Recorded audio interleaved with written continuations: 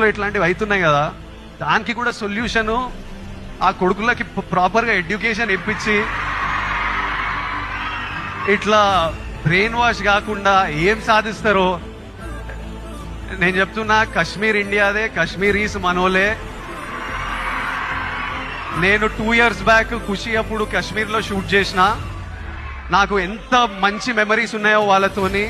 వీళ్ళు పాకిస్తాన్ వాళ్ళు వాళ్ళ మనుషులను చూసుకోలేక అక్కడ కరెంట్లు లేవు, నీళ్ళు లేవు, వచ్చి ఇక్కడ ఏం చేయాలని చూస్తున్నారో. ఇండియా పాకిస్తాన్ మీద అటాక్ చేయాల్సిన పనే లేదు. పాకిస్తాన్ వాళ్ళకే విరక్తి వచ్చి వాళ్ళ గవర్నమెంట్ మీద అటాక్ చేస్తారు.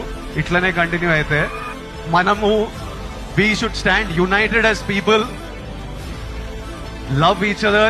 India, we will, as people, we need to always move forward, stay united. Education is super key.